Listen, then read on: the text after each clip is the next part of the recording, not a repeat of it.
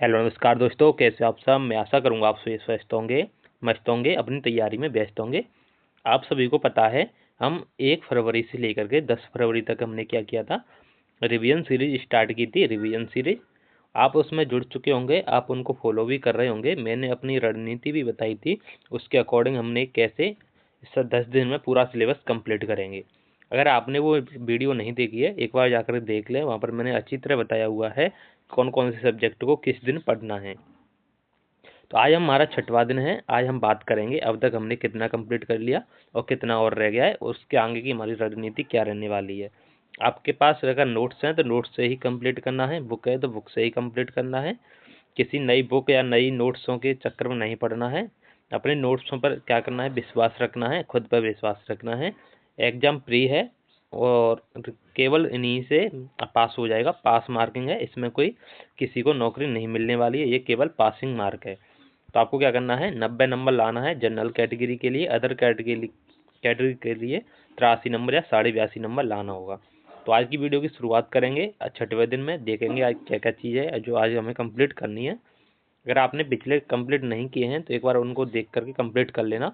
हमने अब तक हमने क्या किया, 1 फरवरी को कंप्लीट कर लिया, 2 फरवरी वाला कंप्लीट कर लिया और 2 फरवरी को हमने मॉक टेस्ट भी लगाया था। अगर आपने नहीं लगाया है तो मॉक टेस्ट जरूर लगाया करो हर संडे को। और अब क्या है, संडे बचे ही कितने हैं, अब दो फरवरी को संडे था, अब 9 फरवरी को संडे है, अब 16 फरवरी को संडे आएगा, उसके बाद 23 फरवरी को संडे आएगा। 3 या 4 संडे बचे हुए हैं, 2 या 3 संडे बचे हुए हैं। आपको क्या करना है, 9 फरवरी वाला संडे को मॉक टेस्ट लगाना है और 16 फरवरी वाले मॉक टेस्ट भी लगाने हैं और साथ ही साथ आपको बृहस्पतिवार को भी टेस्ट लगाने हैं, ताकि हम 4 या 5 मॉक टेस्ट का प्रैक्टिस कर पाएँ। फुल मॉक टेस्ट लगाने हैं, चैप्टर वाइज नहीं लगाने हैं। और आपको क्या करना है, जो कि हमने 1 फरवरी को हमने क्या किया था, CDB की पेडागोजी कंप्लीट की थी, हिंदी में उपसर्ग प्रत्यय कंप्लीट किए थे और संस्कृत में संधि कारक प्रैक्टिस किए थे और हमने मैथ में यूनिट 2 से स्टार्ट किया था। यूनिट 1 हमने सबसे लास्ट के लिए रखा था, क्योंकि जब भी हम किसी टीचर से मैथ कंप्लीट करने जाते हैं या पढ़ने जाते हैं तो यूनिट 1 से ही हम शुरुआत करते हैं और हमारा डेडिकेशन है टूट जाता है बीच में। तो हमारा यूनिट 1 और यूनिट 2 तो ज़्यादातर कंप्लीट हो ही जाती हैं और उसके बाद के चैप्टर हमारे अधूरे रह जाते हैं। तो मैंने क्या किया, पहले यूनिट 2 से ही स्टार्ट किया, क्योंकि लेवल वो यूनिट 1 है वो आज अधिकतर स्टूडेंटों की कंप्लीट रहती है। EVS में हमने परिवार और वस्त्र आवास टॉपिक को कंप्लीट कर लिया था और फिर 2 फरवरी को हमने पेडागोजी में CDB की पेडागोजी पढ़ी थी, हिंदी की संधि समास कंप्लीट किए थे, नोट्स उससे किए थे और उसके मैंने क्वेश्चन भी प्रैक्टिस किए थे। अगर आपने भी क्वेश्चन प्रैक्टिस किए होंगे तो बहुत बढ़िया है, नहीं किए तो आप प्रैक्टिस भी क्वेश्चन उनके साथ ही साथ करते जाना। रिवीजन में क्या है, संधि और समास एक एक पेज 2-2 पेज के हैं, ये 15-20 मिनट में आप रिवीजन कर लो हो जाएगा और प्रैक्टिस भी हो जाएंगे क्वेश्चन। आपको क्या करना है, प्रैक्टिस भी करनी है इनकी।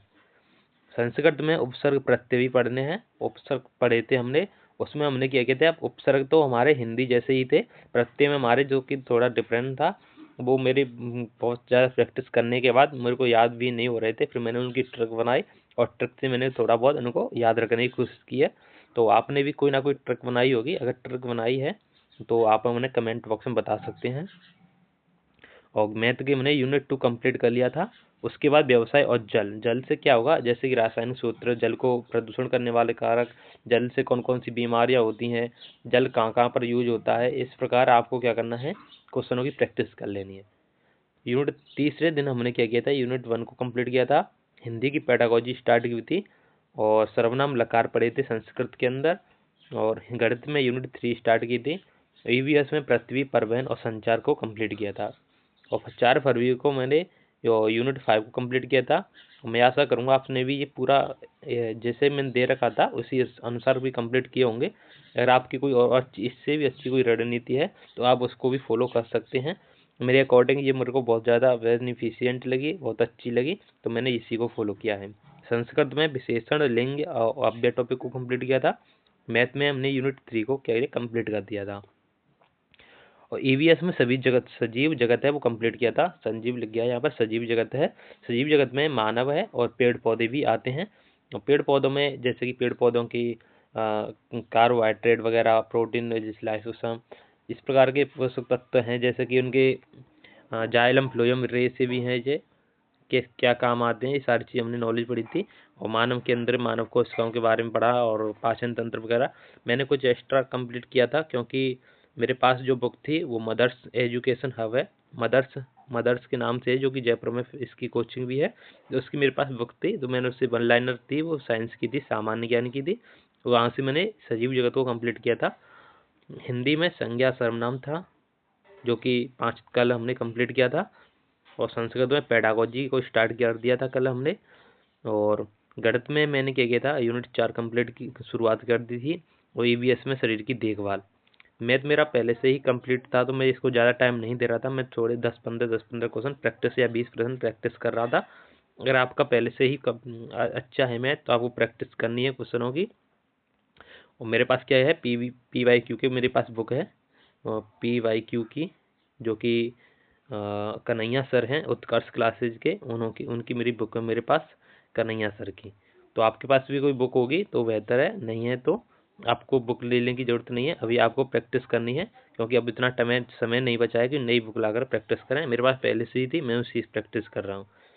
आज क्या करना है, आज हमको, रुको 1 मिनट, आज हमको यूनिट 2 है वो कंप्लीट कर देंगे CDP की। और हिंदी में हम क्या करेंगे, विशेषण और अव्यय टॉपिक को कंप्लीट करेंगे। विशेषण और विशेष का भी जरूर ध्यान रखना है, क्योंकि विशेष से भी क्वेश्चन बनते हैं। मतलब वाक्य दे दिया हो जाएगा और उसमें विशेष से भी पूछ लिया जाएगा। कई बार हम जल्दबाजी में क्या करते हैं, क्वेश्चन को अच्छी तरह नहीं पढ़ते हैं। विशेष की जगह पर हम विशेषण को ही लगा जाते हैं। जैसे कि एक भैंस काली है, तो काली क्या है, इसमें विशेषण है। भैंस क्या है, विशेष से है। भैंस को ही तो काली बताया जा रहा है, उसकी तो भैंस की विशेषता बताई जा रही है विशेषण में। तो विशेषण क्या हो गया, काली। और क्वेश्चन में पूछा जाएगा कि निम्न में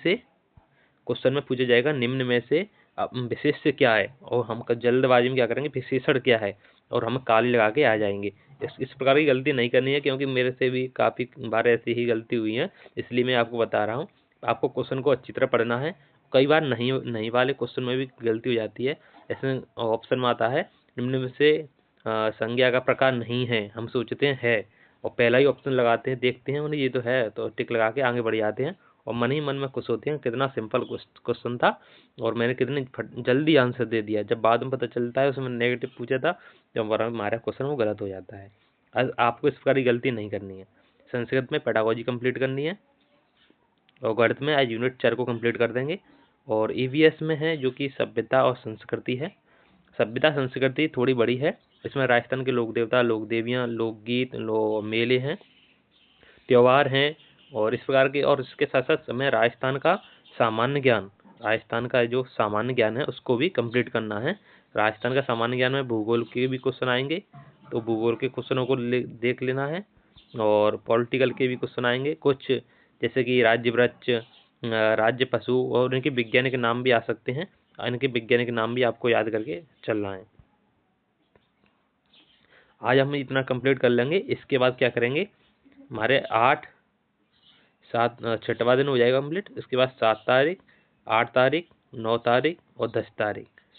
10 तारीख तक अब 4 दिन बचे हुए हैं। 4 दिन में आपको क्या करना है, ये सारी चीज़ कंप्लीट एक बार हो जाएंगी हमारी, एक बार रिवीजन भी हो जाएगा। उसके बाद फास्ट रिवीजन करेंगे, सुपर फास्ट रिवीजन करेंगे, और मॉक टेस्ट भी लगाएंगे। जो मॉक टेस्ट में हमारे टॉपिक ज़्यादा गलत जा रहे हैं, जैसे कि मान के चलो मेरा छंद है वो गलत जा रहा है बार बार, तो मैं अब अगले जो 11 फरवरी से स्टार्ट होगी, उसमें हम ऐसे टॉपिक को रखेंगे जिससे हमारे सबसे ज़्यादा नंबर कट रहे हैं, या जिनके हमारे बिल्कुल ही कम कम नंबर आ रहे हैं। विषय में नहीं, सब्जेक्ट में, जैसे कि विषय में नहीं, टॉपिक में। जैसे कि संस्कृत विषय के छंद टॉपिक में हमारे कम नंबर आ रहे हैं, तो हम नेक्स्ट 11 तारीख से जो रिवीजन सीरीज स्टार्ट होगी नेक्स्ट वाली, तो उसमें हम ऐसे ही टॉपिक को कंप्लीट करेंगे जो कि हमारे सबसे ज़्यादा गलत जा रहे हैं। जैसे कि छंद गलत जा रहा है, तो अगले जो टारगेट होगा 11 में, तो उससे छंद को कंप्लीट करेंगे, ट्रिक से और मेथड से भी, कैसे भी हमें कंप्लीट करना है।